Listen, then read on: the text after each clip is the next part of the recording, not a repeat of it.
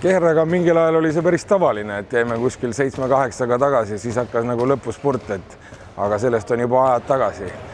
Aga esimesel poolel kuidagi ei saanud me oma 6-0 kaitsega nende rünnaku vastu ja kui võtsime 5-1 kaitset, siis oli näha, et natukene läks selgemaks see pilt meile ja teise poole alguses võtsime riske, kuna vahe oli nii suur ja need riskid õigustasid ja see, et seal kuskile mõne minutiga tulime nagu uuesti mängu tagasi, see ilmselt oligi nagu võtmeküsimus tänases mängus.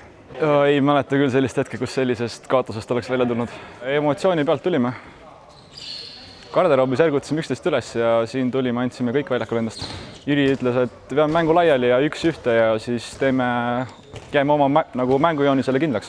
No eks siin on need mehed, kes Peterburi Neva esinduskoosseisu koputavad või on seal osad ka teatud mängudes varumehed, et mängijad kõik, kes üritavad nagu profikarjääri saada ja ka täna treenivad 2 korda päevas, nii et täiesti korralik meeskond, aga nagu tihti Vene meeskondade suhtes on, et kui nad ees on, siis mängivad väga hästi, aga kui taha jäävad, siis võivad ka ära laguneda, et nagu täna oligi seda näha. Mis sa arvad, kui palju võistkond täna sisu näitas just võrreldes eelmise mänguga?